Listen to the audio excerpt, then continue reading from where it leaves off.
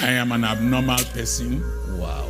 I'm not normal. Some people describe me as being mad. Every man that sleeps with a woman, research has shows that he leaves his genes in that woman. We are not old school. We are the real school. You're not old school. No, we are the real school. Church today is a mass production industry. If you want to commit adultery in the church, the girls there are readily available. I was in Frankfurt. A professor came to greet me.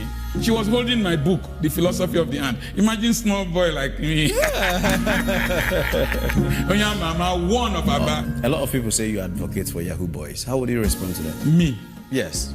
Advocate for Yahoo boys. How? I read that in the comment section. It's a satanic verse. All right, hi, welcome. Thank you for tuning in. This is Moment of Bliss with Donald. And please do hit the subscribe button and the notification bell, so when there's a post a video, you'll be able to get a notification. I have somebody very fascinating today on board. Like I always bring thrilling people. This is a great man. I have so much respect for him. It's indeed an honor having him. He is a medical doctor by profession. By master's, he's a social scientist. And this is a man who says the truth without caring how you feel. But when you humble yourself and listen, you'll be able to get some words of wisdom from him. A sensational table shaker. If you've not seen his video, you're learning work. Thank you so much, Doc, for coming around. My pleasure being Thank here. you for granting me this opportunity to be with you. You're welcome, sir. I am so honored to have you. You're welcome, sir. Thank you, sir. So, Doc, how best would you describe yourself? I'm a Nigerian, a very proud Nigerian. I'm an honorable man. I'm always very proud to say I'm an honorable man. I'm a multifaceted person. I'm a medical doctor. I have a master's in public admin. I am an ordained clergyman. Whoa. I run schools. I have 2 beautiful schools, nursery, primary, secondary. Whoa. I farm. I farm on 40-something acres. Wow. I am into real estate. I'm an author of several books. Wow. I am a missionary. I do mission works to African countries, and my mission work is mostly to teach Christians about entrepreneurship. Okay. Because there's so much talk about prosperity without really seeing the reality of prosperity in Africa. So I took it upon myself that I will raise 1 million entrepreneurs based on the principles God had taught me. I've written several books. I'm a resource person to churches, to organizations and multinationals. And they are married. I've been married for 39 years. Whoa. And like as I told people, it takes stupidity to remain married for long. And I've been stupid for 39 years. I have 4 children. The eldest is a medical doctor, an orthopedic surgeon, and a trauma specialist. I have the second one, my daughter. She's married. She calls herself Apoki raised to the power 2. Whoa. And then she's the administrator of our schools, alongside my wife. I have a 3rd child who has a PhD in computer science. Okay. He is working in an Israeli firm in Europe. Wow, And that's great. gave me a grandson, beautiful grandson. He's married to a cardiologist. That's great. I have a last boy who is not yet married, has a master's in strategic marketing. I was sitting with an American girl in the flight from Frankfurt, and I was toasting the girl for my son. What? I am an abnormal person. Wow. I'm not normal. Some people describe me as being mad or crazy. But it's okay. But I believe that I'm just playing the role God has ordained me to play. That's I'm the happy madman doing that. role. Yes. by their own description. Yes. Thank you so much. This is a lot. He's a lot in one person. The right word that says is multifaceted individual and an abnormal human being. So, Doc, how would you react to the sexual marketplace of the young people today? I think that the average young person looks at sex as entertainment or recreation. Cheap sex is expensive because sex was ordained by God only for marriage and in marriage. Anything outside marriage is mutual exploitation. And marriage, sex is not an expression of love. Okay. After all, harlots have sex with their customers. They don't love their customers. If they love their customers, they won't make profit. Okay. And so sex carries a lot of responsibilities, like the outcome might be pregnancy, a human being that you have to prepare for. The other thing is that it can carry disease situations that can terminate your life if not properly managed. So I think that sex should not be entered casually. If not, you'll become a casualty. It should be taken very seriously. Sorry, say that again, sir. Sex should not be entered into or taken casually. If you take it casually, you become a casualty. Oh, that's the punchline.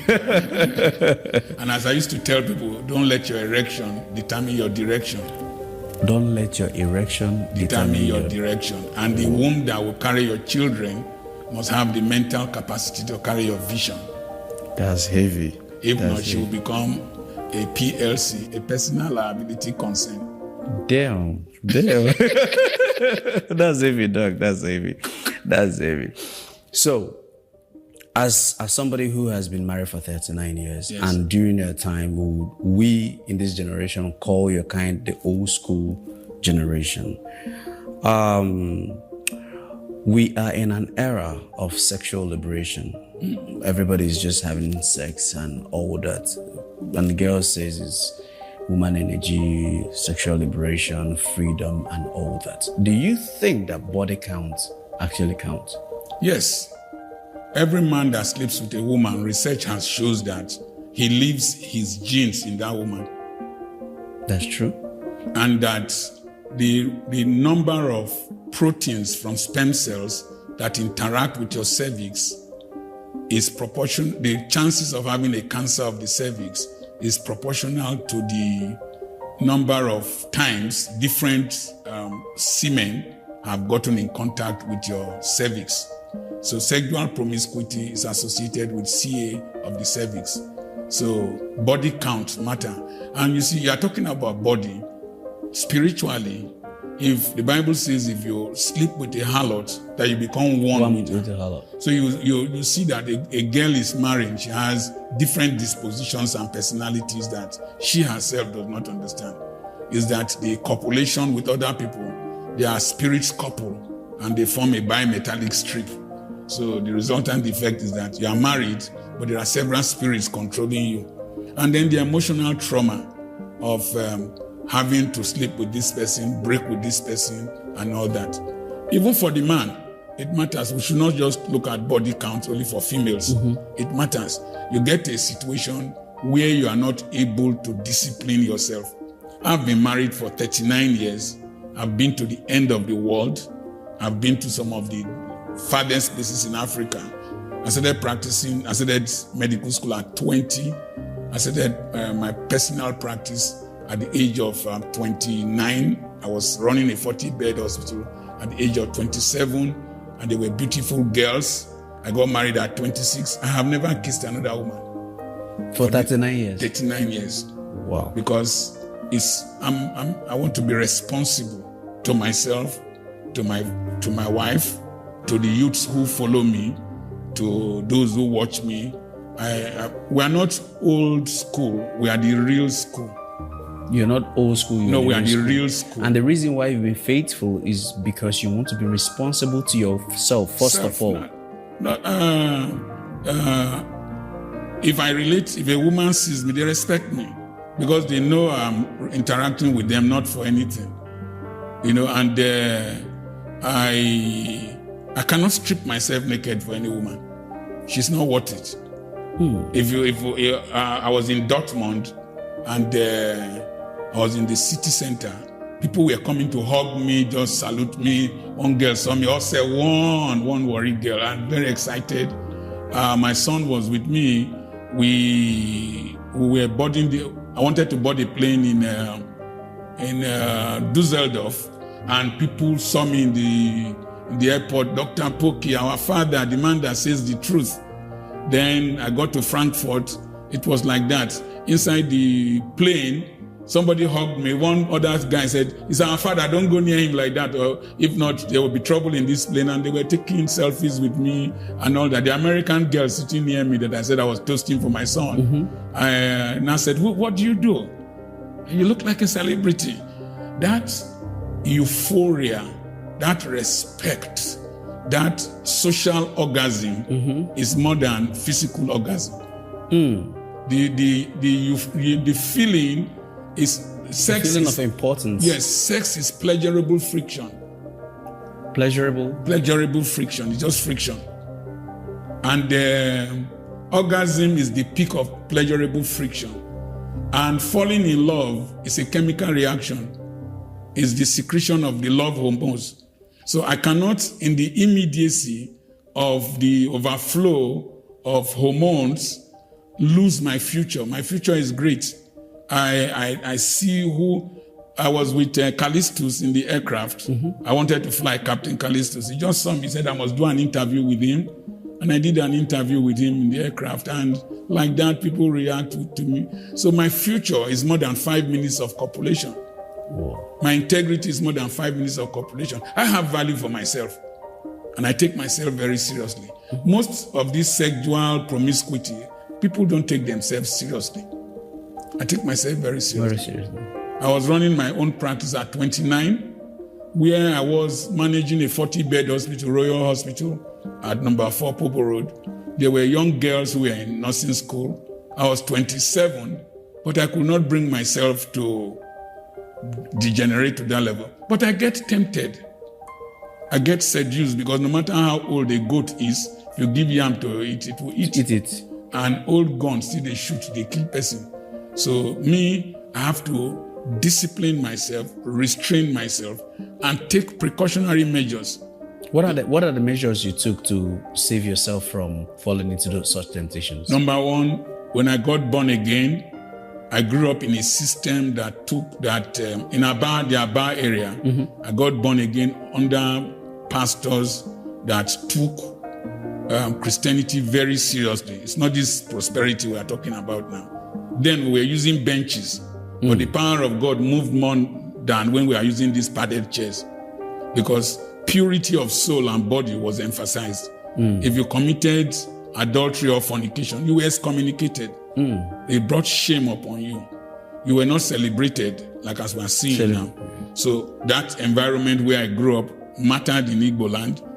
The next thing is that my father told me that any day you commit adultery, 1 year leaves your life. So I took my father very seriously. The next thing was that I have a responsible wife, a wife that has labored with me. I knew her when she was 19, I was 21. I told her I would marry her. I married her when she was 24 and I was 26. And she has built an economy with me, passed through a lot of challenges with me. It will be wickedness and the peak of selfishness for me to go and sleep with another woman. And then the consequences. If I sleep with one woman, and I was entering a hotel in Lagos, the receptionist was watching my video.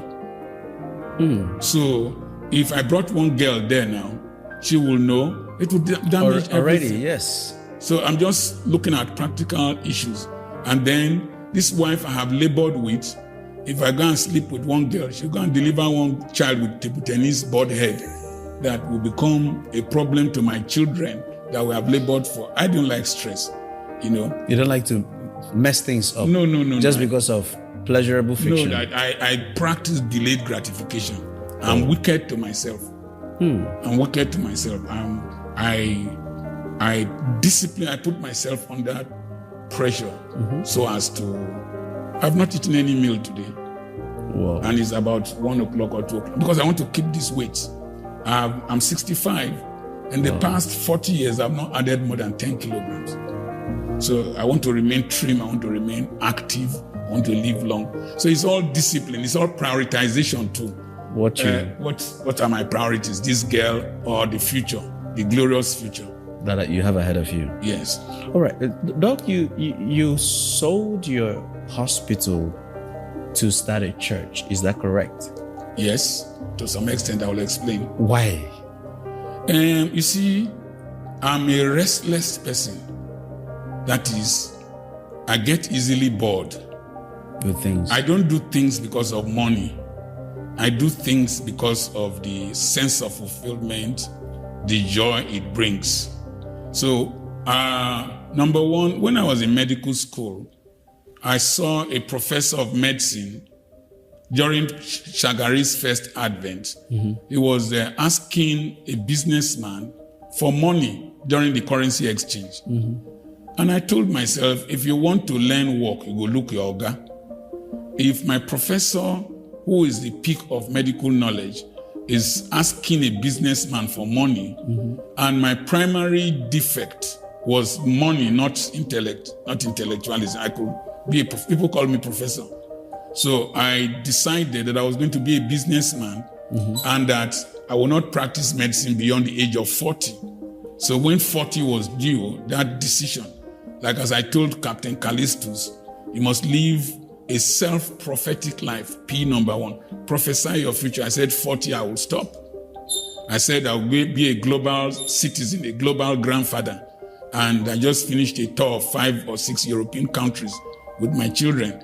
So I also told you, you must also live a phased life, phases. Medical practice, 40, that phase had gone. Everything became boring, and I needed to metamorphose into the next phase. Coincidentally, that was the time I was called. Whether I received a missed call, I don't know. Whether God called me, I didn't hear, or whether only me called myself, I don't know. But it got to a point, the demand for my ministration was more than the time I had in the hospital. And it's better to listen to God. So I had to sell the hospital because I like doing one thing at a time and focusing on it, unless I have somebody to delegate it to. So I went to Ughelli and I started a church. It didn't work because number one, I couldn't placate the people. I couldn't give them hope capital and a false promise without them willing to live a righteous and a godly life.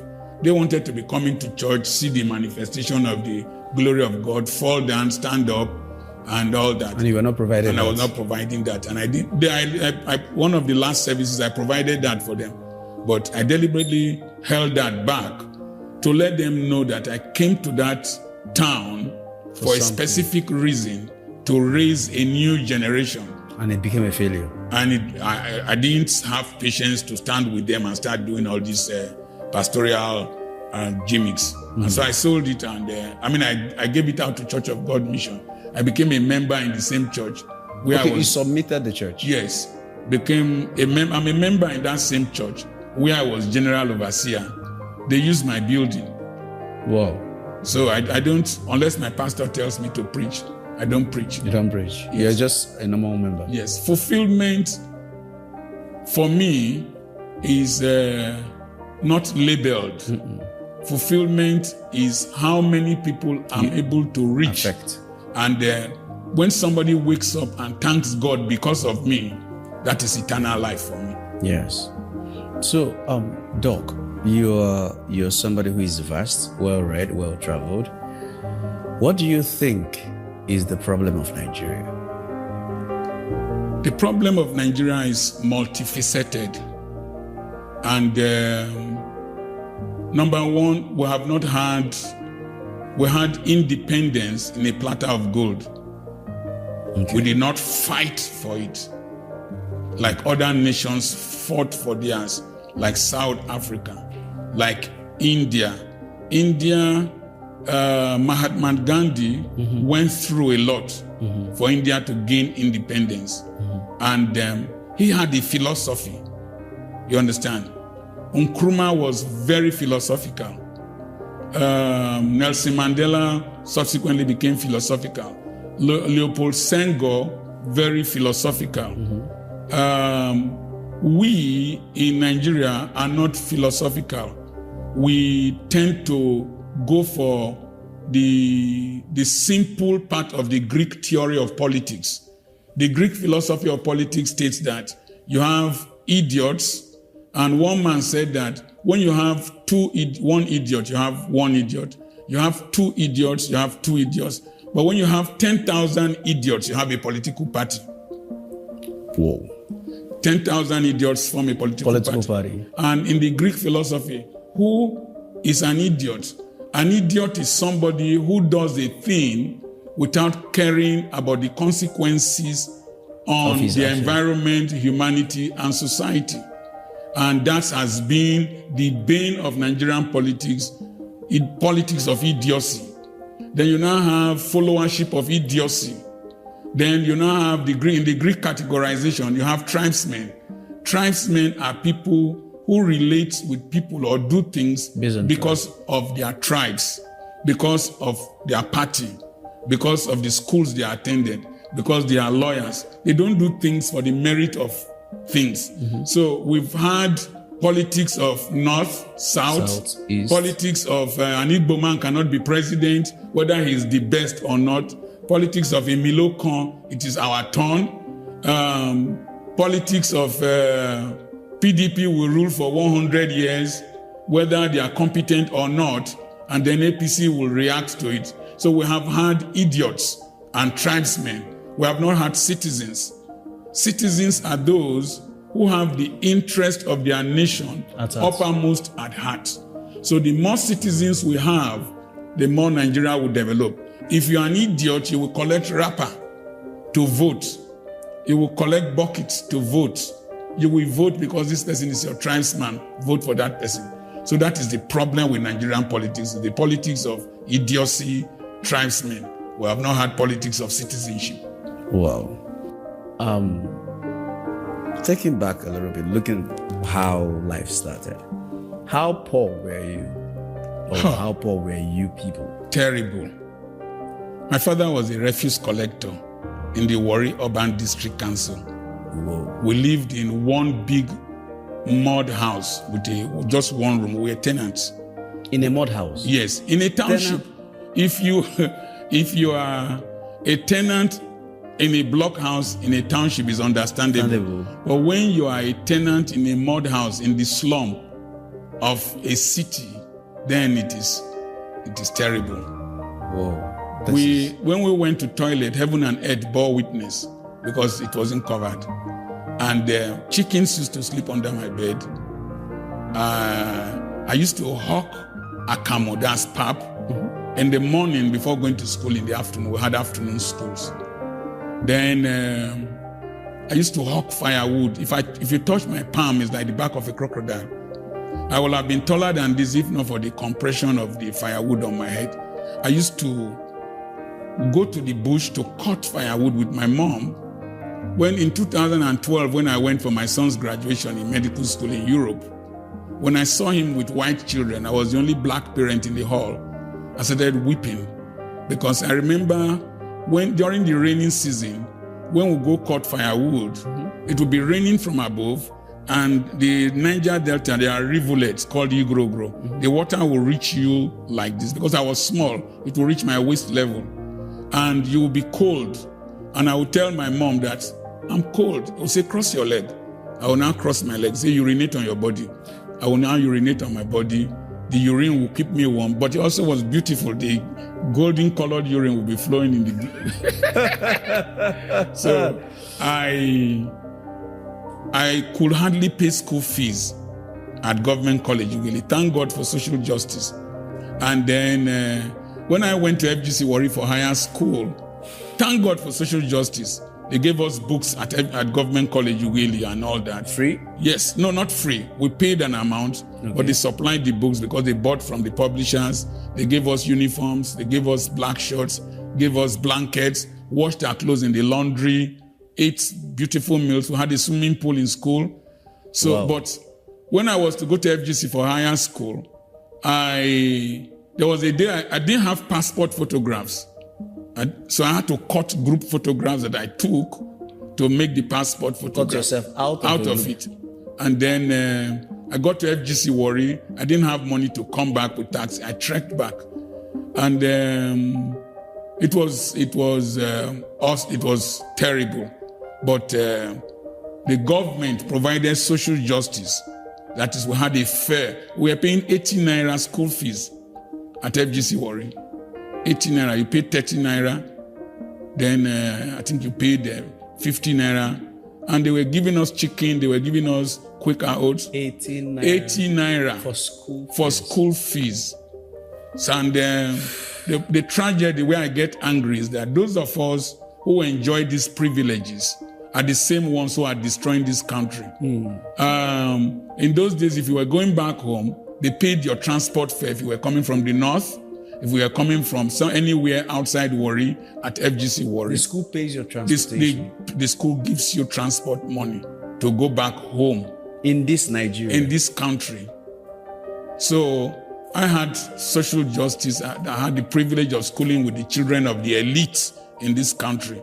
I used to say this all the time. The secretary to the federal government of Nigeria, his son was in my class. We're sitting together, and they are still my friends till today. Wow. So I had social justice. So the poverty was such that in 1973, when my father retired, to pay 22 naira school fees, 22 naira, not 22,000. My father didn't have it. He went to meet one of his friends to give to him. The friend told him that, why did you put your child in a school that is elite and that you don't prevent somebody from having big teeth, but they must have big lip to cover it. My father had one blind eye. So I saw him cry and tears came from that blind eye. And I made up my mind that day that my children will have the best of education. That's why I gave them the best I could give to them. I started training children overseas more than 16 years back. So that's the story. Lived in a mud house. And among us who lived in the mud house, we've produced multi-millionaires. There's a man called Lee Engineering, has a group of companies. Lee Engineering, Limon Ikpia. Yeah. I was his father's doctor. We grew up in the slums together. Today, he employs expatriates. I was in his castle recently, and we were narrating how his father was a night watchman. My father was a night watchman. My father would close from the Warri Oba District Council and go for work. Not only go for night watchman, he will patch the mud houses during the day. Then he will go and do night watchman till morning. And I saw that struggle, and I made up my mind I had to be a success. This is another level of poverty. Yes, but it was common. It was common. It was common in my days around that vicinity. But we were the lower echelon. Yes. But my father had a vision. He said I would be a medical doctor, like Dr. Stevenson, who was the medical director of the Warri Hospital, where he used to go and gather refuse. And I became a doctor in that same hospital. Oh, glory. Oh, I love that. I love that. I love that. So the hospital in which he goes to gather refuge, I became a doctor. He dreamed that his son will become a doctor in that same hospital. And he achieved that dream. And achieved that dream. And his grandson has achieved that dream. His grandson is treating white people in Germany. Oh, wow. Wow, his legacy lives on. Yes. I'm so glad they actually made it. Oh, so as a pastor and as a global trotter, you've traveled the world. I want to understand, is the Jesus in Nigeria, in Africa, different from the Jesus in the Western world? Because I see the expression of Jesus in the Western world different from the expression of Jesus in Nigeria. Okay. When a message leaves one place to the other, it gradually changes. In a Bible school, they formed a line. That's the effect of reported speech. Yes, they formed a line, and then they told somebody, they whispered something to the first person. By the time it got to the last person, the message is totally different from what they whispered to this first person. So Christianity left Israel, came to Ethiopia. Ethiopia was the first Christian state from the Ethiopian eunuch. then subsequently went to Europe. It became an institution. The state and religion were not separate. They married themselves. Then it went to America. It became entertainment and commerce. Then it came to Nigeria. It became a status symbol. It became hope capital of the poor. That this is your year of this is your year of that. But there are we negated the principles, because the Bible is two. It's a book. You have the Old Testament, you have the New Testament. The Old Testament has the sociology of the Bible. How to buy land. Abraham bought land and collected receipt from Ephron. That's where Hebron is today. Jeremiah bought land. The woman, the Shunammite woman, had property, and when she came back, her tenants were evacuated, and she had collected her rent. Isaac planted in the land, not gave offering. He sowed in the land because his father bought land, dug wells. You understand? And so there are key principles in the Old Testament that we negated and concentrated on the spirituality of the New Testament, negating the fact that we in Africa, in Nigeria, we are still an agrarian community, or a community quite like the Old Testament days. So we took American Pentecostalism, bastardized it here. So the Jesus is the same, but there is dispensational relationship with a message. Okay, if you see that in the time of Elijah, Elisha killed slaughtered his 6 yoke of oxen to go into ministry. But in 2 Kings chapter 4, Elisha was now asking the wife of the prophet, what have you of sale value in your house? That is, the man Elisha went into FULL time ministry. Elisha now was asking this man, are you in did your husband do FOOL time ministry, Mumu time ministry? In this dispensation we live in, we can't run ministry the way the people before us ran it, of just depending solely on the people to give. Today we have donor fatigue. The people are tired. They've given and given, they've not seen results. And then the people who are giving are not seeing the improvement on their lives, but they are seeing the improvement on the life of Dr. Apoki and his friends. And then they have started questioning. And it is the questioning that is making Jesus look different here. And in the process of preaching the gospel, thinking that the rapture was coming very fast, we did not emphasize the things I said earlier on. You understand? And then the people now are questioning, where has this taken us to? Just as they questioned Jesus, after we've left all this, what is our own benefit? So Jesus gave them an answer: you will get here on earth, then eternal life. But we are concentrating more of what the people can get here on earth. We are no longer teaching about eternal life. And then it's like a commercial transaction. And people, let me say this. People say, I attack the church. I don't attack the church. The church is a heavenly gathering of saints. What we have, the four walls, is an organization. It is not an organism. And so what we are pointing out are the wrong steps we are taking. And the wrong steps drive people from Christ more than what I am saying. I'm a Christian, though I don't pastor a church now. You used to pastor before. I pastored it. Okay, so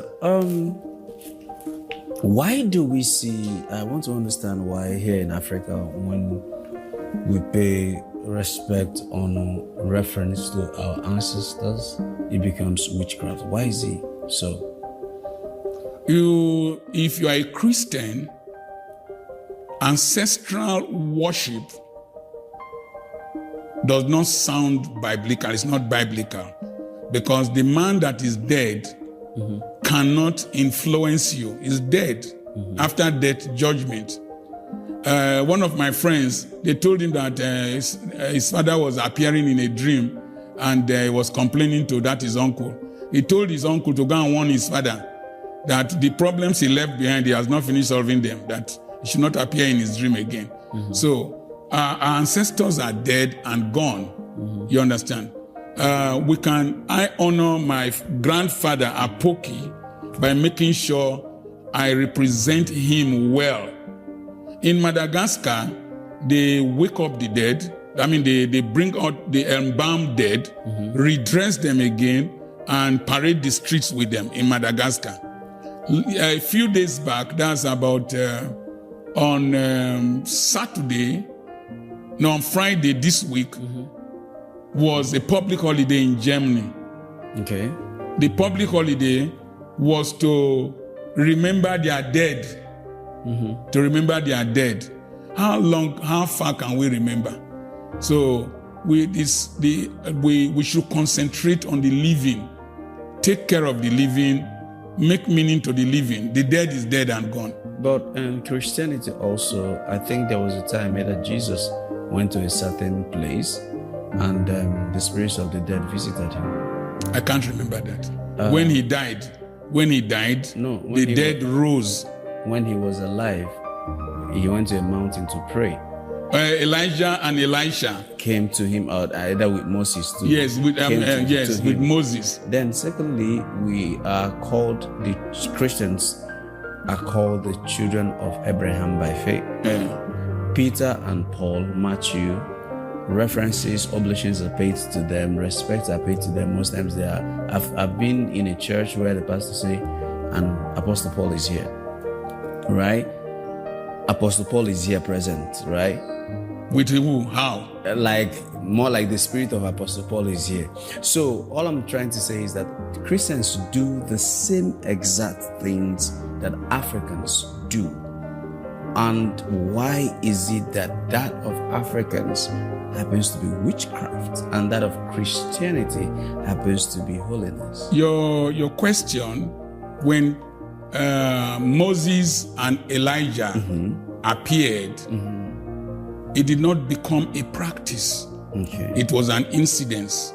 Okay. When Moses flogged the rock, we don't start flogging rocks for water. No.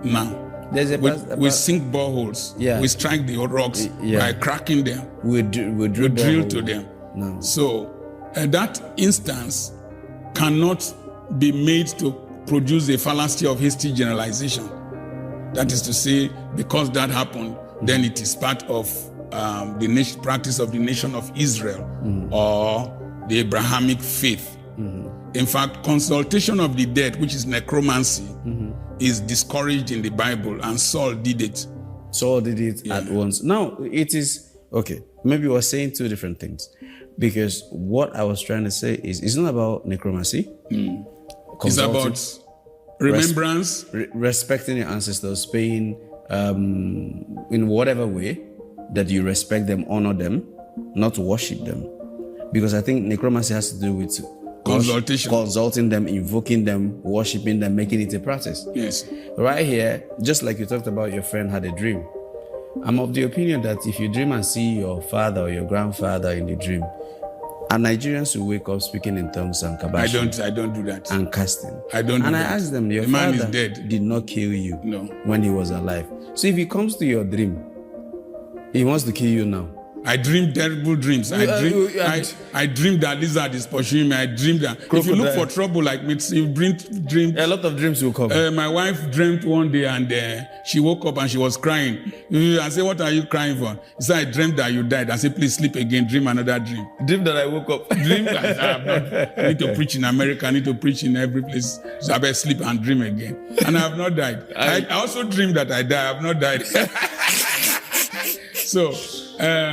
African ancestral worship, if it is in their African traditional belief system, is different from Christianity.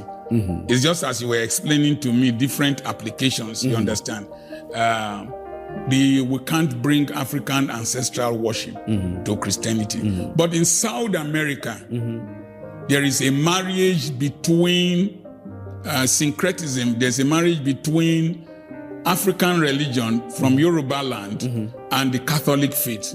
I think that's Brazil, and a host of South American nations.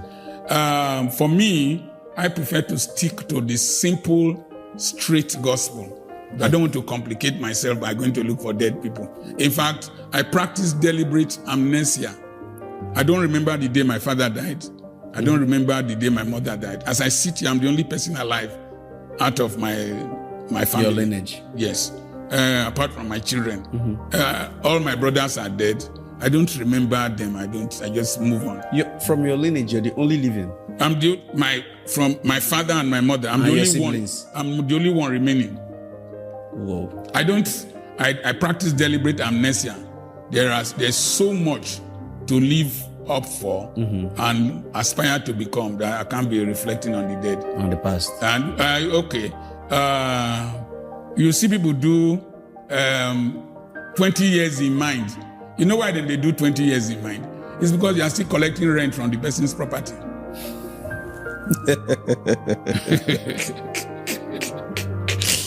All right. So there is a social activist that said that VDM is a necessity. Yes. What do you think? Do you think that VDM is a necessity? There's a video I'm going to do. It is called anosomnia. It is when you can't smell again. And I went to the internet, I Googled that when you stay in an odorous environment, a smelling environment, that a time comes, the epithelium, that is the lining of your nostril, is the molecules of the odor. They impregnate it to saturation. It has no space to receive new odor. So in Nigeria, the odorous environment, the nauseating environment, has so much saturated our consciences that we no longer respond to evil, respond to deprivation, respond to oppression. VDM is my last son's age mate. Okay. Is a breath of fresh air. A breath of fresh air. And it's a sign that there's hope for this country. We still need people who can sensitize us to the ills in our environment, the oppression in our environment. So in that context, VDM is a necessity. But I did a video, I was counseling him that he needs to institutionalize the struggle. Only him cannot be the struggle. Only if he's the only one involved in the struggle, he will become a target. If he institutionalizes Spread it, out. like this SETRAP or SERAP, it's an institution. We will have lawyers, we'll have all kinds of people. Thank God people are donating money to him. When I was overseas, I was monitoring it. He can have an organization. He's the leader of the organization, but the organization speaks as a corporate body, so they don't attack him alone. They don't try to, because corruption and evil will always fight back vehemently. So is a necessity, but we need to institutionalize his struggle. So that there will be proper... Yes. It can... Formidability. Yes. And so that he does not run out of ideas, so that he does not wear out, so that his mistakes will not kill the struggle. So, and also he needs some older people who have come before him, who are clean, not every person, who are clean, that can act as counselors for him. If I wouldn't have allowed him to wear that police uniform. You understand? I would have counseled him. It was not necessary. We all know him as social media policeman.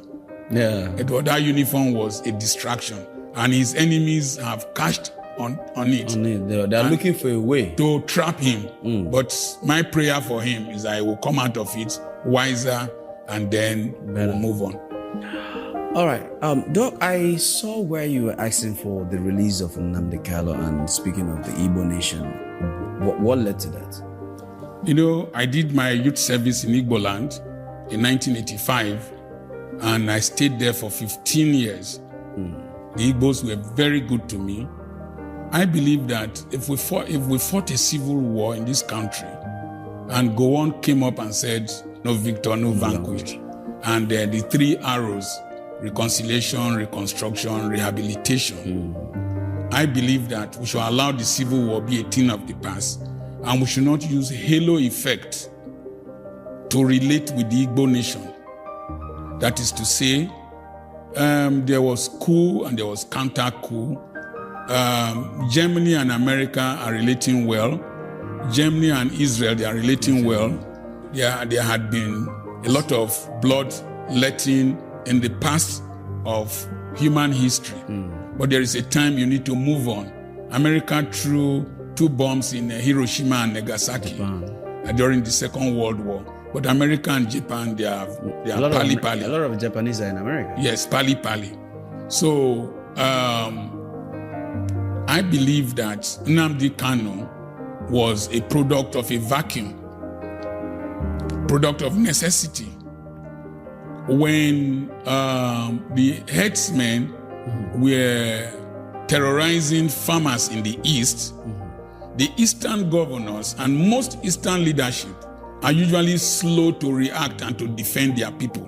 And Nnamdi Kanu cashed on that open space. Nnamdi Kanu is not the first person to agitate for Biafra. There was Masop, who was Zulike also. There was Masop. But that time, there was no violence, real violence by another tribe who are not indigenous to the East. In the book written by Lord Lugard, The Dual Mandate, he published it in 1922. He said that was 8 years after the amalgamation. He said by virtue of the amalgamation that Fulanis can now bring cows to the East. The Easterners had their own cows, Ehi or Ehi. So Nnamdi Kanu filled that vacuum, and the aspiration of the Igbo youths, most who were not born before the Civil War. And Nnamdi Kanu was arrested, taken to court, and granted bail, but his house was invaded. You do not expect him to wait for them to kill him before. So he escaped and went overseas and continued his agitation there. So he was a product of circumstances. He was in Kenya, then you brought him, kidnapped him here. Now, the same Nnamdi Kanu kind of struggle, Igbo started it in the West. In fact, people invaded the Oyo State House of Assembly, Oyo State Governor's House, and raised a Yoruba flag. Igbo was escaping just as Nnamdi Kanu escaped, and was caught in Cotonou. And he won a case just as Nnamdi Kanu won his case. And he was asked to be released. Igbo has been released. He has gone to number 10 Downing Street to present a petition to the British government. The same time, after Nnamdi Kanu, a Meiti Allah leader was arrested and released, but Nnamdi Kanu is still in detention after the Supreme Court has said that he should be released. So I consider it injustice. I did a video on why do you hate Igbos in their own country. I believe that holding Nnamdi Kanu in prison is unwise, because the economy, a president is a president because of the interest of his citizens. There is an agitation in the East that every Monday commercial activities don't open. That is a big economic loss, because I know how much money takes place in Onitsha, Aba, Owerri every Monday. And then there is so much bad blood between the federal government, the indigenous Igbos, not our leaders. The leaders are pali-pali against the federal government. And there is a sense of alienation that the Igbo man feels in this country more especially when I know that Peter Obi won the election. I know that the victory was stolen from him. It further agitates the Igbo mind as if they are not needed in this country. Therefore, a wise president will release Nnamdi Kanu. You can release him one way or release him another way. You Shugabanize him. Shugabanization is the wisdom of Shagari when Shugaba of GNPP was giving Shagari problems. And Shagari realized that he was from Chad or Niger Republic. 12 midnight, Shugaba was woken up in the north and carried across the border. The Nigerian passport was seized from him. So he became persona non grata. He couldn't enter Nigeria. Nnamdi Kanu has a British passport. Why don't you carry him to where you brought him from? And drop him there, give him money. You can be wise enough and be smart that he escaped, and then he will be a hero. You know, governments don't tell the truth. Yeah, he can be a hero in the sight of his followers. And I've listened to him recently. He's not preaching violence in Igbo land anymore, or maybe even never preached violence. So I believe that releasing Nnamdi Kanu will bring peace to the East, will bring reconciliation to the nation, will bring acceptability to this government that most people feel that he didn't win the election. I think it's just wisdom. It's not every fight you fight. And when you want to fight, you must be very careful. Don't fight somebody who has nothing to lose. Sometimes you have to apologize to some people who have nothing to lose to maintain your sanity. Sometimes you have to apologize to people who have nothing to lose. Even if you are correct. To maintain your sanity. And because you will never win them in that. No, fighting with somebody who has bitterness against you, you will never succeed in it. Can never placate him. The next thing is that when you fight somebody who people feel you're already oppressing, you are seen as a very wicked person. Social sympathy is already on yes. All right, sir. So moving to Pentecostalism. You don't come again. Few months or few weeks ago, there were trends of testimony that made virals. Yes. And a certain mantra became, I am a chosen, are you a chosen? And that trend went on with that. Do you think, and it's just because this one was the one that trended and we've seen a lot of practices in Pentecostalism. You're trying to say, what do you have to say? Because you were a former Daddy G.O. and currently a pastor, and a then man of God. You see, we, like Charles Awuzie will always say, there is nothing any person is doing on TV that we didn't do, that we didn't see. I could be preaching, my interpreter will fall under the anointing. And then you go there, you pick the microphone, you will fall. If you hold me, if I say Jesus, you will fall. But people were falling, and they were not changing. I had to do a review. If you do a review of the testimonies in the Bible of the miracles that took place, none of the persons who had a miracle amounted to anything. Even Lazarus that was raised from the dead, he couldn't write a book about the land of the dead. The dead. We will have known how the land of the dead. Yeah, because Lazarus would have given us a report. And I heard his voice from the dead. And I heard from the dead. And I was in the dead. You will say that there were no writings there. No, Josephus was writing. Tertullian was writing. Most of those who received miracle. The person that wrote about Lazarus was writing. Yes. The miraculous is an intermittent intervention of divinity in the affairs of humanity when humanity is helpless and confused. That Jesus multiplied bread did not prevent people from opening bakeries. So an undue emphasis on the miraculous, it is an attempt to over-glorify yourself, to over-publicize yourself, and your denomination and the ministry. The time of Jesus, when he healed people, he told them not to tell any person. Then why are we bringing our own to television? It is an aberration. It is not normal. There is no humility in it. There is self-aggrandizement in it. And there is the tendency for mimicry and people to fake. When you concentrate too much on the miraculous, one day you will be a herbalist. If you concentrate too much on prophecy, one day you will become a liar. So the overemphasis is just to attract people to ourselves and to glorify ourselves. You see, when Jesus pulled the crowd, when the crowd came, when he preached a gospel that they didn't like, you will eat my body and drink my blood, they went away. Sometimes the attempt at gathering crowd is just to glorify ourselves and maybe financial gain. Aggrandizement. I think that the overemphasis on the miraculous is distracting us in Christianity. And when you attach miracles to particular things, maybe an apron, anointing oil, you just, Dr. Apoki gave me his handkerchief, and all that, it's idolatry. That's another Jujuism. There's another. So, Doc, what about Nigerian pastors and money? They're like 5 and 6, and it has really discouraged a lot of people who maybe were in church, their faith were sparking, but then you see a pastor use his holy hands, in quote, and lay on a criminal who is either a politician embezzling public fund. Yes. And tell him, the Lord that has blessed you to bring this will do more. How would you respond to such actions?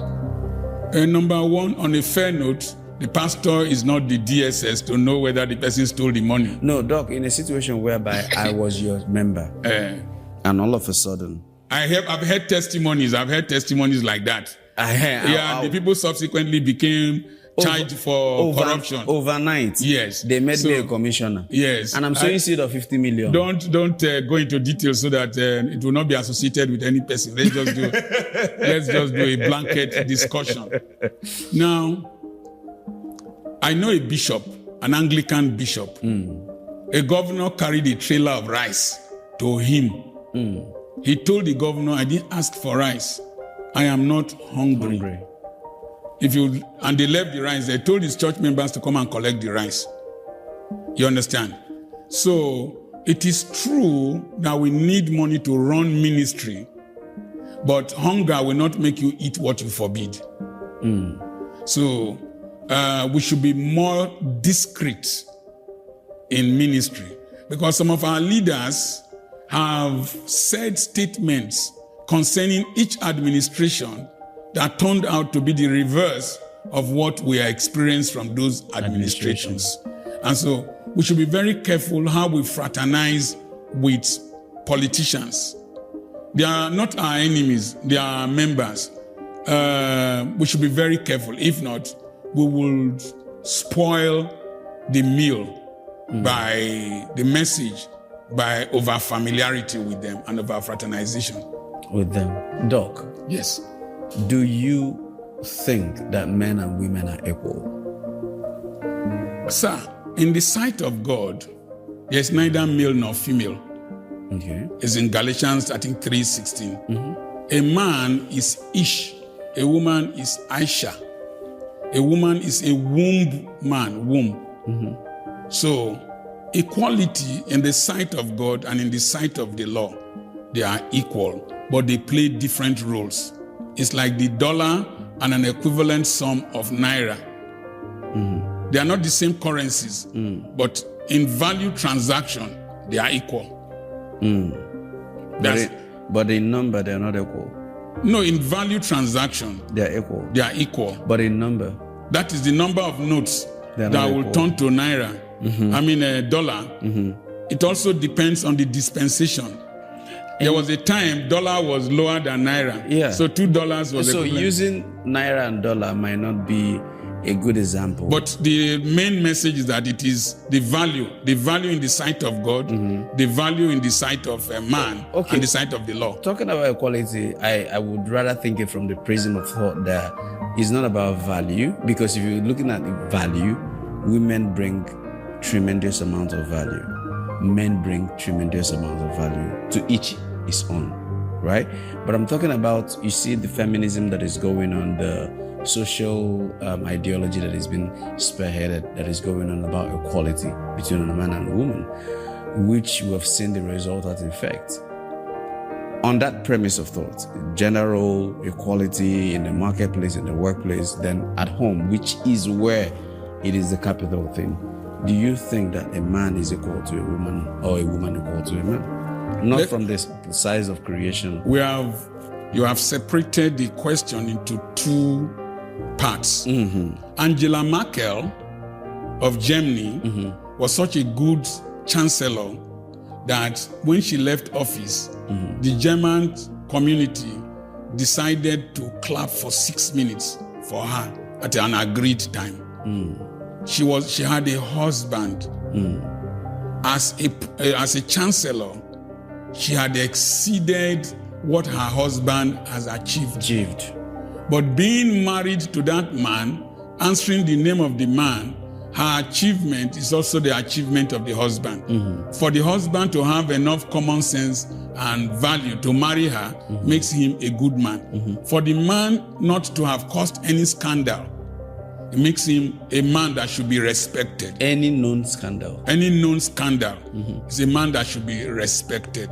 So, if you take Golda Meir, the prime minister in Israel at one time, who fought the Yom Kippur War, I think, with several Arab nations, and they won.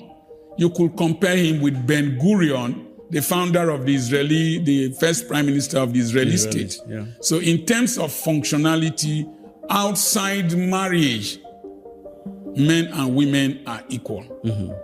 But when it comes to marriage, there is an organogram. The organogram is for functionality and for excellence. The functionality in marriage, God is supreme.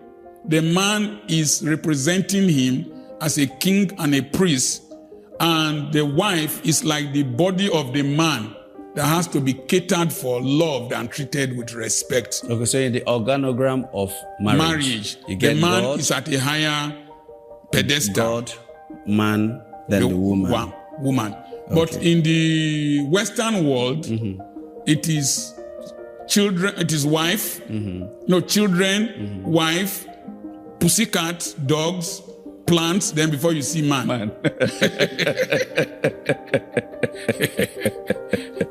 So, but let me also tell you, if you want to be a feminist and you don't want to be under a man, don't marry.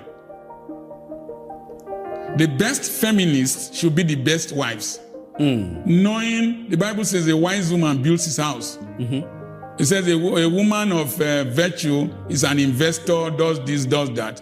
So if you are promoting the values of womanhood, you should be the best wife. But the interpretation of feminism is just wokeness, not actually feminine energy. The resultant effect is a lot of divorce that have taken place. Yes.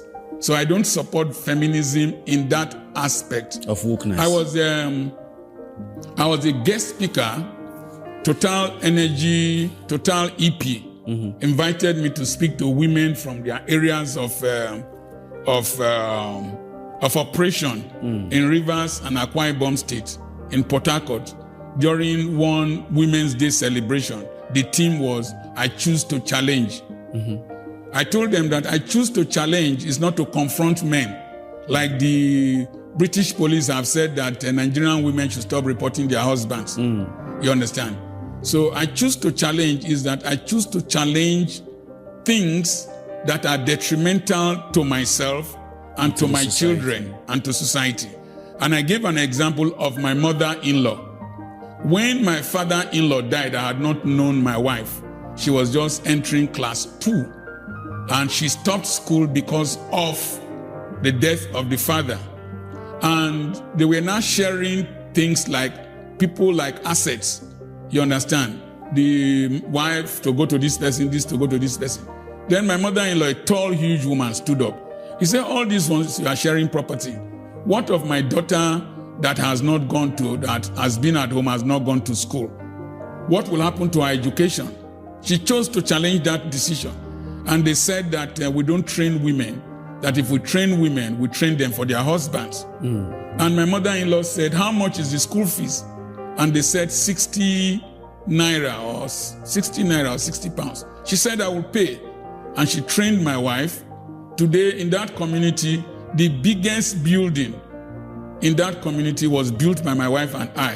And when she died, the kind of burial ceremony. I don't like burial ceremonies, but because of that insult, we put our feet down, and they were saying, who said they should not train women? Are you following what I'm saying? Yes, I'm following. She chose to challenge the status quo and challenge herself, not to be confrontational, When a woman is brash, she doesn't have value. The beauty of a woman is in softness. The feminine energy. Yes, and they can control you. They control us. Definitely. They control us. A primate also, they went for a synod. And I think he said that if your wives control you, stand up. All the Anglican priests stood up. One of them with a 5G wife, fat wife, refused to stand up, a canon. Primate now said, Canon, does your wife not control you? Say she does. Why didn't you stand up? Said with a very pathetic voice, I wanted to stand up, but she told me to sit down. She even controlling, even in the church. Okay, so why do men cheat? Why do men cheat? Number one, indiscipline. Number two, cultural values. Number three, influence of companionship. Number four, lack of wisdom. Number five, lack of understanding of the woman, of the wife, about the sexuality of the man. Men are enticed by what they see. And in the streets today, breast, buttocks, and bodies are all over the place. Even in church, people come to weddings with breasts saying, I am coming out. So men are enticed a lot. Number two, men think that when you cheat, when you follow women, that you're a big guy. No, you're a fool. That's for me. You're foolish. You don't. Then women who are married to men who are in activities that release a lot of adrenaline, noradrenaline, testosterone, and cortisol.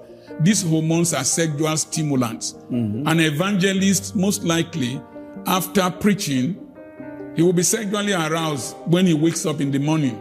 Because he's an active person. Yes. Trailer drivers, soldiers, and all that are into activities that generate hormones, sexual stimulating hormones, they are male hormones, are more sexually active. So what the wife does is to detoxify the man. You give him enough before he goes out. When he's coming back, you give him enough. And then create a memory in his mind. When you create a memory in his mind, he will be thinking of that memory as the day goes by. As it goes. Then men should learn. I told you I wanted to stay in the hotel with Ado. You understand? And then I have chaperones. I have people who stay with me. Because one day I was with Pastor Abraham. We were in a suite, and a woman saw him outside. That can he come to her room to discuss with him for 5 minutes? Until today, I'm still trying to understand what he needed him for, whether to plan against me, because I don't see any reason. She was much older than Abraham. I was in a hotel room with my wife, a suite at Warri, and I went downstairs to collect something. As I was taking the lift, a girl entered the lift. She said, which floor? I said, second floor. I thought she walks there. Then, she stopped on second floor. I entered my suite, and she was spying me. After some time, I heard a knock on the door. I said, who is that? I always leave that chain on. Who is that? He said, it's me. I said, who is me? He said, my friend, your friend in the lift. What can I do for you? He said, your room looks fine, because everything in the room was bluish, with bluish light. I said, no, you can't come in. My wife is here. So she didn't come in. But they do that. One time I was with my wife at a coup in a hotel. Somebody knocked late in the night. Who is that? He says, Lovette. I said, no, you can't come in. I was with her somewhere else in Benin, and somebody called. Said, can I come and spoil you? So even at my age, I get tempted. And people want to do things with me. But I chaperone myself, either with my wife, I travel with my daughter, or in every city, I have people I call to come and stay with me. Because lead me not into temptation is better than deliver us from evil. Lead me not into temptation. And then there is something with musical stars. When you finish singing and you finish performing, the dopamine level It's high. When it high, then suddenly it starts dropping, and you need another high To maintain it. Yeah, sometimes it's either drugs or women, or cars To maintain it. So that's why men cheat. And then some of them are just wicked people. You can do everything I've said, they will still sleep with house girl. They are narcissists. They only think of themselves. They don't consider the feelings. No, of the next they don't person. take the feelings of others. All right, sir. Young people who are going into marriage. Yes. What advice do you have to them who are rushing into marriage? You don't rush into marriage. You mature into marriage. Don't mind we, the older people, who always tell you, are you married? Marriage is like a secret cult. Those who are in it are thinking of a way to come out, and they keep encouraging others to join. Marriage is like pepper soup you cooked for yourself. It's not the way it is sent in that it tastes in the mouth. When you put it in the mouth, sometimes you sneeze, sometimes you shed tears, sometimes you see bone. You need to drink water. So I advise people that marriage is not love. Love, as I said earlier on, is a chemical reaction. Marriage should be for the following arrows. Arrow number 1, responsibility. Arrow number 2, relationship. Arrow number 3, relationship. Like as you asked that question, I said there's an organogram. This is my husband and this is my wife. Relationship, how you connect. Then it is for respect. Respect is to have value for people's ideas, feelings, and opinions. Then it is for reproduction, not necessarily of having children alone, but replication of yourself. When I saw my son in his hospital, when we went there, somebody saw him, a Lebanese doctor. He introduced me that I'm his father. The Lebanese doctor said, Mimi, I was happy that somebody is applauding, giving my son accolades. My daughter will tell you, I am Apoki raised to the power. 2. Will tell you, I'm not called though. It's my father that is called. If you mess up near me, I show you fire. So I have been able to replicate myself. And then the relationship is not only between yourselves, another arrow. Relationship between God, between yourselves, between your children, between society and the future. That's perfect. So you don't just marry, as I explained somewhere, that you don't marry curves because we are doing BBL now. We'll enlarge this, enlarge that. No, those ones have expiring date. But the brain of a woman has no expiring date. When you marry character, capacity, competence.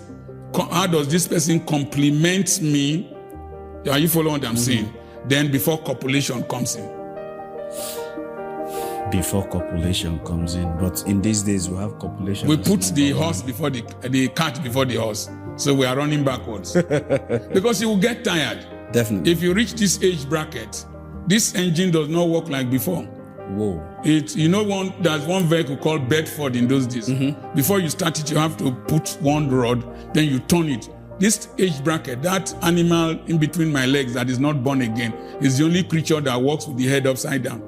You have to twist it, anoint it with oil before it starts. And once it starts, after a few minutes, it's singing, I surrender all. So it is not copulation that is the uppermost in marriage. It is essential. It is the oil of marriage. But cars don't drive on oil alone. They also need water. They need water, they need petrol, they need tires. That's great. What a way to say that. Okay, so we have a mantra going around within the Christendom. It says, what God cannot do does not exist. And yet Nigeria is the poverty capital of the world. Why haven't God done that also? You see, I don't like generalizations. I studied logic in higher school. The fallacy of hasty generalization is something we should be very careful of. You understand? Yes, sir. And we must not. The first law that God gave to man is not the 10 Commandments. It's responsibility, walk the land. So number one, it is our responsibility to change this nation. It is not God. It is we that will change the nation. Number two, if you are willing and obedient, you will eat the good of the land. So we need to have the will and obedience. And obedience to what? The Bible says that if my people who are called by my name shall turn from their wicked ways and seek my face, I will heal the land. If the land in Nigeria, with all our churches, with all our vociferous preaching, is not reaching the... You know, we're giving loan to South Korea. Do you know we gave loan to IMF? Today we are taking loan to buy presidential jets, to do all kinds of rubbish. So there is something that we who are called by his name are not doing well that we need to turn from. I did a video that any nation that has more churches than factories will not prosper. And they attacked me that I'm attacking the church. It's a simple truth I've said. Go and hug a transformer if it will suit you. Simple truth. I thank God Peter Obi said recently that he would turn the night vigil to night shifts. I don't know if it is true that he said. So that people can be productive. We are spending too much energy in this our aggressive Christianity without contributing, without being productive. I give you two examples that will vindicate me that I am not against the church. I am against stupidity in the church. The Onitsha Diocese of the Catholic Church has 5 hospitals, big hospitals. Just like 60% of the bed spaces in China, in Germany, are owned by the Catholic Church. Just like Caritas and the Catholic Church has the biggest social service and health providers in the world, more than any government. Just like the 10 biggest hospitals in America are faith-based hospitals. Are you following what I'm saying? Yes, sir. So, just like the Nnewi Diocese of the okay, let me finish with the Onitsha Catholic Diocese. They have schools. They are into oil and gas. They have hospitals. They have so many things. Just like the Nnewi Diocese of the Anglican Church. The Nnewi Diocese of the Anglican Church sells rice from their farm at a lower rate than the prevailing rate. They have printing press. They have all kinds of things. Industrialization. They have farms. They have schools of nursing. They have computer training centers and all that. That's the Nnewi Diocese. In 5 years, they achieved that when this new bishop came in. Then, just like the Maris brothers in Uturu, they have tractors, they have a hatchery, they have poultry, they have a hospital, they have a school in Uturu. So all the birds, all the day-old chicks that were bought in Uturu at the time I was supplying them fish meal, were from the Maris brothers. It's a Catholic organization. So the missionaries came with Onitsha Hospital. They came with Baptist Hospital Eku, Bishop Shanahan Memorial Hospital, Urakpan Hospital, several hospitals. They came with Hope Waddle and all that. So the church should concentrate their energies not only on praying, shaking your head like a concrete mixer. They should concentrate on productivity and at the same time spirituality. The blend will do very well. Then I want to say that those who built America were Christians. Princeton University, the president at one time was Jonathan Edwards, the man who preached sinners in the hands of an angry God. And people thought that the earth was going to open and swallow them. And by the time he died, his children, grandchildren were big men in America. Harvard is named after a pastor who donated his library. And so we must start playing roles. People will now ask me, Dr. Apoki, what role are you playing? I run 2 big schools and I employ more than 100 people. I farm. I am building a polytechnic. I'm opening a totally new city in my real estate with people from the diaspora buying land and whatever. So I'm contributing my own quota. I'm giving loans to What would the city be called? the city, Gloryland City. Why because not? a pastor who lived in that forest before I started buying. I would have preferred Apoki City. No. I have so much that people will remember me for. I was in Frankfurt. A professor came to greet me. She was holding my book, The Philosophy of the Ant. Imagine small boy like me. Onya mama, one of Aba. Doc, can a woman be satisfied? A woman, it depends on the area of satisfaction. I just wrote a book titled Understanding Women. Okay. The first mistake in the Garden of Eden was, I want to be like. Eve wanted to be like God, which was a satanic thing in heaven. The first thing that Satan wanted was to damn God, was to replace God. So I want to be like. You will see the fashion trends of women. The African hair is so nice, but we are struggling to tie Brazilian hair on our heads. You will have your normal color is not there. You want to bleach it to become fairer. The Botox God gave to you, you think that the bigger the better. You don't know that the bigger, the more terrible it is in old age. It becomes like Mercedes Concorde that carries cement, and your knees will start aching. You want to enlarge your breast. You don't know that when the children finish sucking, then they will bow down, they will dobale. Then your fingernails are fake, your eyelashes are fake. There is an inherent dissatisfaction in the ungodly woman who is not born again in wanting to be like. But we see a lot of women like that you've explained in church. In tongue speaking, born again. Church today is a mass production industry. You don't have new converts class. Somebody just comes in because he has money, she's becoming pastor's wife. The husband is becoming a pastor. They don't have a process. So I think it's something Ravenhill that wrote the book. He said that Christians we are producing today are mass production Christians. So you don't say because they are in church they are Christians. You understand? Yes, after all, if you want to commit adultery in the church, the girls there are readily available. I have lectured in a Bible school, and people were doing exam malpractice. The husbands and wives were doing exam. When you mark a paper, if you see the same answers again, and I told them I was not going to fail any person, but they were doing exam malpractice in that Bible. In Bible school. Oh, that's heavy. So, in terms of most women don't know what they want. Most of them don't know what they want. Somebody asked me, why didn't you travel with your wife? I said, I want peace of mind. If I had traveled with her, she would say, on the AC, the place is hot. I will on the AC. After some time, off it. It is very cold. People who are married for many years listening to me now will understand what I'm saying. She told me, no, don't buy anything for me. As you went to Europe now, don't buy anything. Just buy chocolate. I'm wiser than her. If I don't buy, one of the days she will just tell me, that's how you went to Europe, you didn't buy anything for me. They don't know what they want. Are you following what I'm saying? And then, as a man, you should pretend in terms of giving direction and knowing her. And navigating her. Now navigating around her. Be diplomatic.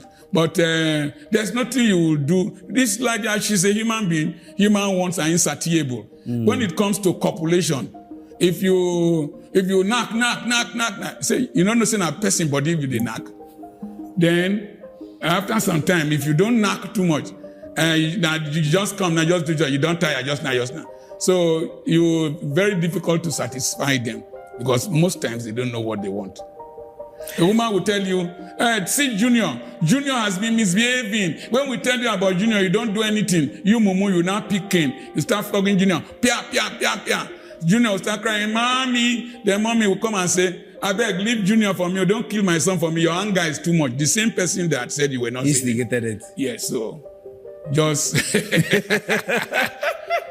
very complex human beings. Very complex. But very interesting human beings. Good to marry. All right. Doc, lastly, a lot of people say you advocate for Yahoo boys. How would you respond to that? Me? Yes. Advocate for Yahoo boys. How? I read that in the comment section. It's a satanic verse. Advocate for Yahoo boys. For Yes, what he said something about that the same level of that Yahoo boy is bettered by that criminality is criminality. an ingenuity. Okay. So they now say okay. That boy came for an interview with me during Nedu podcast. Okay. And I told them the story of somebody who met me in Springs and said that a Nigerian, I introduced myself as a Nigerian, I was introduced. He said that Nigerians, criminals. I told him that criminality is intelligence looking for an avenue for manifestation in the midst of oppression and deprivation.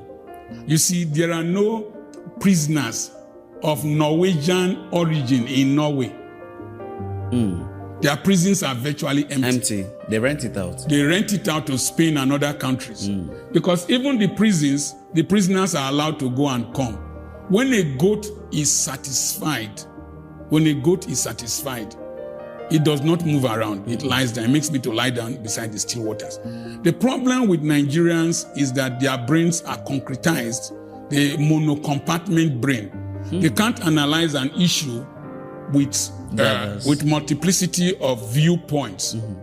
A lot of this Yahoo was not common when, in those days, when you finished medical school, they will come and teach you how to drive. A car is waiting. How much was Beetle? 3,000 something. How much was Mercedes? 7,000 something. And they will give you a car loan. What are we celebrating? GLK second hand. I didn't see many GLK in Germany. There are newer cars there. So you have a house, you have a good wife, you have employment and all that. Yahoo will not be your immediate concern. There is lack of social justice. There is poverty in the land. There are bad examples. We come to ceremonies and start spraying money. The Yahoo boy wants to imitate us. But if you are disciplined and discreet, you and the children see us because they learn by observation and mimicry. If we provide a good example, we don't intimidate them. They will be more hardworking. If you can share your testimony, I can explain every money I have made. I can explain every penny I have made. And do you know, as I talk, people investigate me, looking for a way to incriminate me. To bring you down. Yes. So they want to drag me into the mud. But the truth of the matter is that I can explain every money I have made. I've sweated for it. I don't owe any bank. I'm not owing any bank. I don't borrow money from bank. So what I've said is just the truth. But it will be very wicked and criminal for somebody to say I'm advocating for Yahoo boys. I don't like Yahoo. My children don't do Yahoo. I don't support Yahoo. And whoever thinks I'm advocating for Yahoo, they disturb my sleep. Thank you so much. You're welcome. My pleasure. Thank you for this great opportunity. My pleasure. I feel honored having you. If you invite me, I will come again. Thank you. Sure. This is not your only time you will come. And I'm your friend, Dr. Charles Apoki. You can follow me on YouTube, Facebook, Instagram, everywhere. And all that. God bless you. God bless you too. Thank you so much. And thank you, listeners and viewers, for watching. Hit the subscribe button and the notification button. And just know that I believe you've learned one or two things from Doc. He's always an encyclopedia of knowing things. Thank you and God bless you. Bye for now.